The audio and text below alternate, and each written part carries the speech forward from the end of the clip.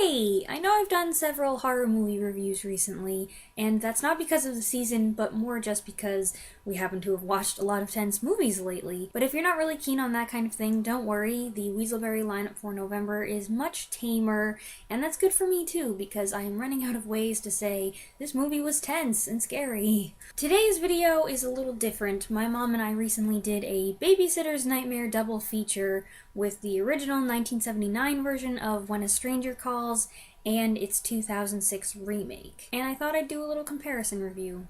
The initial story behind When a Stranger Calls is based on an old urban legend about a babysitter tormented by a man who keeps calling her and asking if she's checked the children. I don't like phones. I don't like it when they ring, I don't like having to answer them, and I don't care for being home alone at night either.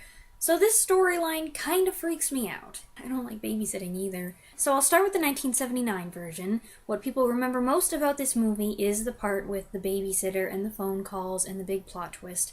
But what I was surprised to find out was that that part only makes up the first 20 minutes of the movie. Apparently, director Fred Walton first made a short film based on the urban legend called The Sitter, and then decided to extend it into feature length. But the opening sequence, from what I've read, remains basically the same. And that part is realistic and genuinely scary. The voice on the phone sounds like a disturbing Richard Burton, and there's something about the stillness of the house and Carol Kane's performance as the powerless babysitter whose nerves are being shredded that makes your skin crawl. The best part of the movie. Then there's the middle section, which goes a total different direction and has a split focus between Detective Charles Durning tracking down the now-escaped psychopath and the escaped psychopath himself meandering around the city and stalking an older woman played by Colleen Dewhurst. This part was kind of a letdown after that first act. It's building up to something, but it takes a long time, and the payoff serves only as a bridge to the third and final act. It might have had more resonance, at least for me, if we'd gotten to know more about Dewhurst's mysterious woman. She definitely has a past, but it's kept in the dark, and then we never see her again. The third act returns to Carol Kane's character now 7 or 8 years later, and quickly ramps up the tension, leading to a crazy, unsettling ending. So I liked the movie, especially the first part. I liked that it was scary, but in a serious, minimalist way. I believe in the power of suggestion on film, that less is usually more, and they did a good job with that. Unfortunately, it lacks something in cohesion. As it is, I'd say that the first 20 minutes were awesome, the last 25 minutes were good, and everything in the middle was okay. There was one unintentionally funny thing that happened. There's a musical effect that they use whenever there's a startling revelation, and it reminded both of us of the THX logo sound, you know the one I mean, and so the first time it was spooky, but then by the third time and the fourth time I was giggling because it was so dramatic. And it just made me think of the parodies I'd seen. You know, there's a Tiny Toons parody, there's a Simpsons parody, and so I just couldn't, I couldn't help laughing. So that kind of spoiled the moment, but it was not intentional. Anyway, I had expected When a Stranger Calls to be centered around one babysitter's awful night.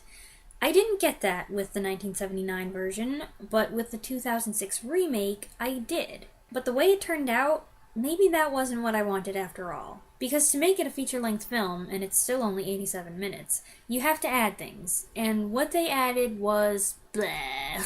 The first half hour is mostly filler introducing Jill and her boyfriend-best friend drama, her being grounded and having to babysit to get money, and missing out on the bonfire that everyone at school's going to. All this to establish what kind of girl Jill is.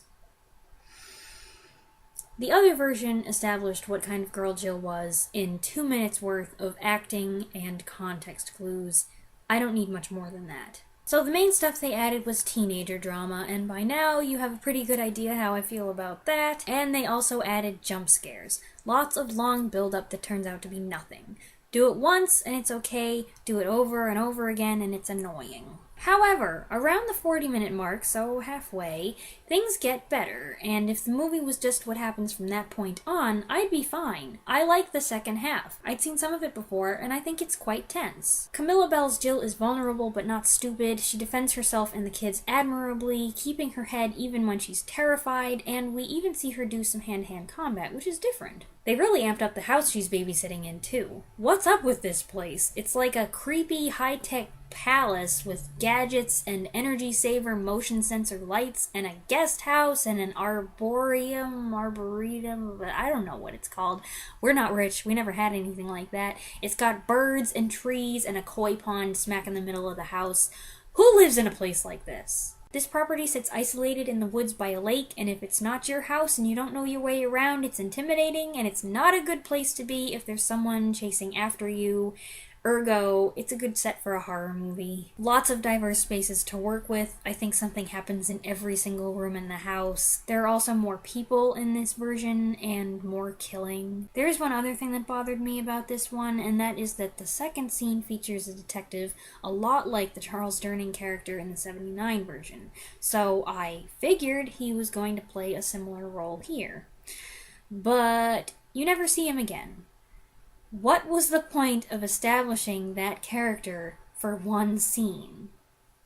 So with this one, I'd say the first half was okay, kinda meh, and the second half was good. I'm surprised I wasn't satisfied with one version or the other. I couldn't help thinking, well, if I were making a movie of the urban legend, I would want the plot to be like the '06 one babysitter, one night, but maintaining the strained realism of the first 20 minutes of the 79 one. But maybe the '06 version shows that's not doable, because if you take out the high school drama llamas and the jump scares and just keep the good stuff, you end up with a movie that's barely an hour long. So that's what I thought of When a Stranger Calls. Both versions have their strengths and weaknesses. In the end, I like the story, I like the idea. Well, no, I don't like the idea. I hate the idea. I think it's horrible. It's something that I can imagine happening, and that makes it truly frightening. I hope you enjoyed this comparison. Feel free to share your thoughts on either version, and I will see you in a few days. Thanks for watching. Bye!